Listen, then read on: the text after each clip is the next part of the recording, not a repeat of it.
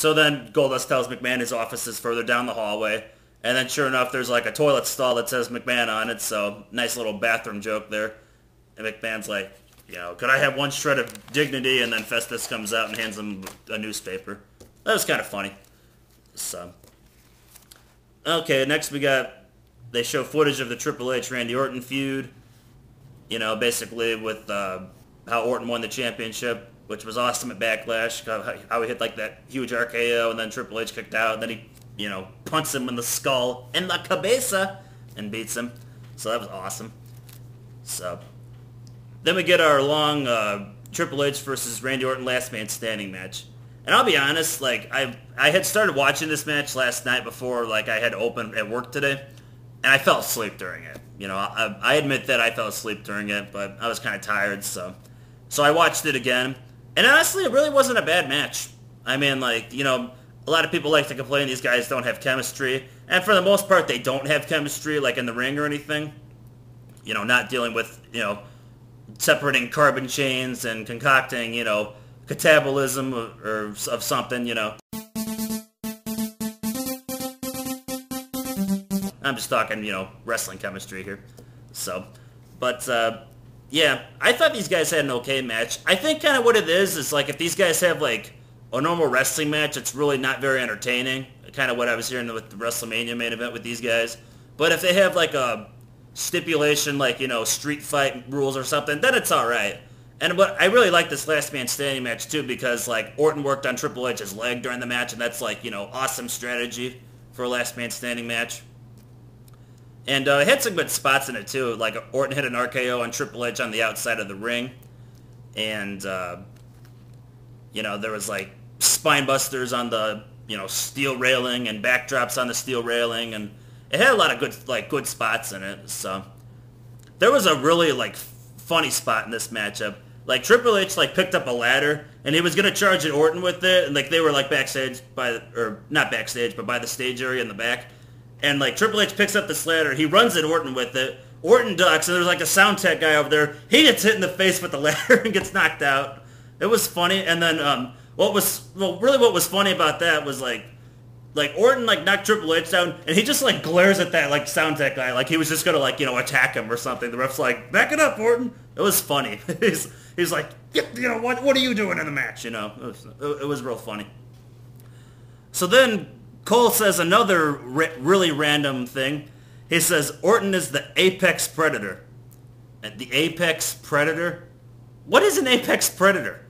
The only thing I know that, an apex is there's, in your heart, the bottom of your heart, that's the apex. It's just called, the apex because it's, the bottom of the heart.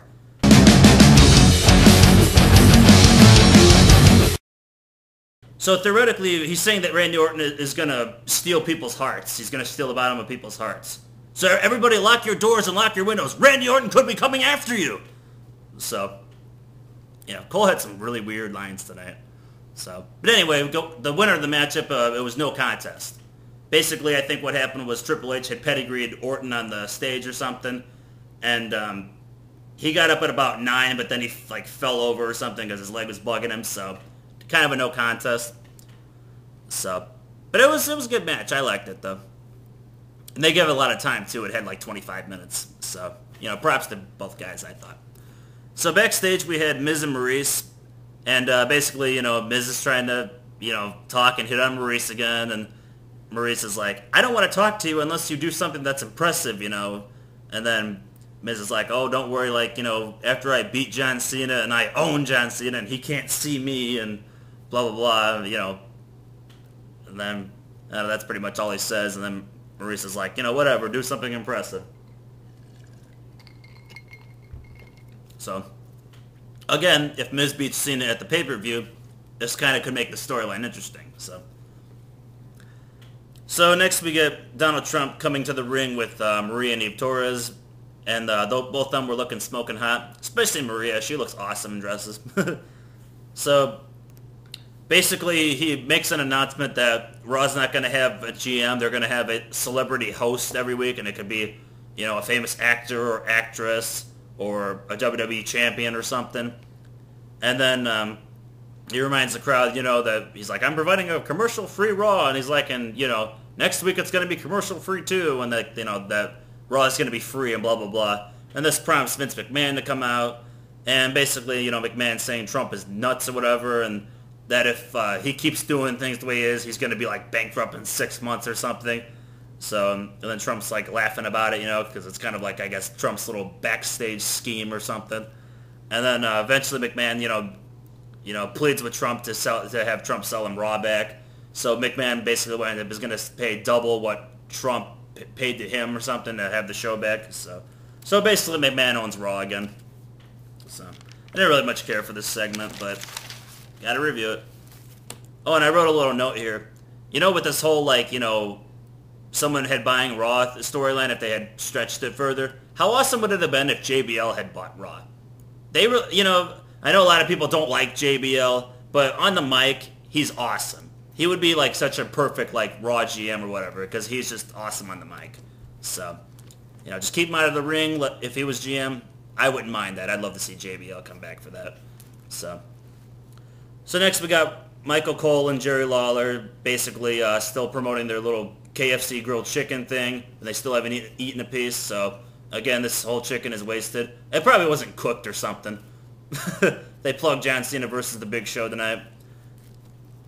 So then we get Orton and Legacy backstage, and you know, Legacy's just kind of talking to Orton, and let's see, McMahon shows up and tells Legacy to get out of there, and then he says, like, you know, like he doesn't care that Orton's in pain, and he's gonna make Orton compete on Sunday at the Bash against Triple H again, and it's gonna be in the 3 stages of hell, as he says it. It's going to be, the first fall is like a regular wrestling match, the second fall is a false count anywhere, and the third fall is a stretcher match. So not really, but I'm not buying the Bash or anything, but sounds interesting. Because I think the last one they had, the last 3 stages of hell match, it was Triple H versus Stone Cold. It was at like No Way Out 2001, I think it was. I could be wrong. Actually, no, it wasn't. It was Armageddon 2003, I think it was. It was Triple H versus Shawn Michaels. I remember that. So, but those are fun matches though. 3 stages of hell. So let's see. Next we got the Bella Twins and Mickie James versus Maurice, Beth Phoenix, and Rosa Mendez 6-man Diva tag team matchup. It was all right. Bella Twins and Mickie James won the matchup. I think Rosa like hit Mickie from behind, and she like was like, yeah, and started laughing, and then Mickie like just super kicks her and 1, 2, 3. So that was pretty cool. And Cole again says like the referee was obstructed at the moment because I think Maurice was like distracting Mickie, and Mickie was like, you know, I'm gonna get you, and the ref was like, you know, get like, you know, distracted or obstructed again.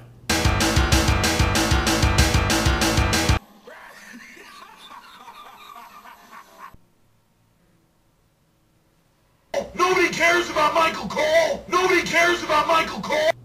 You know? Why doesn't he just say, like, you know, the referee, like, couldn't see what was going on or something? You know? Don't talk, you know, just don't talk medical, Cole. You know?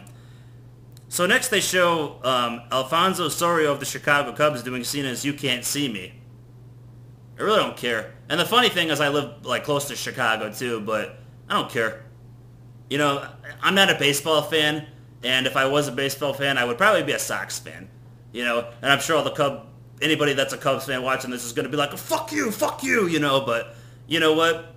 The Chicago White Sox actually won the series recently, so, and, you know, the Sox might be heels versus Cubs being faces, but guess what? The Sox won the series, you know, blah, blah, blah. That's why I like them. And if you don't like that, then spit out your Trident gum or something. I don't know. Next we get Lawler and Cole plugging the pay-per-view. You can look on a wrestling website or WWE.com for the matches. I'm not going to talk about it. And then we get our main event. We get Big Show versus John Cena one-on-one. And the whole time I was like, before this match even started, I was like, Big Show needs to win this match because Cena's won every freaking match in their feud.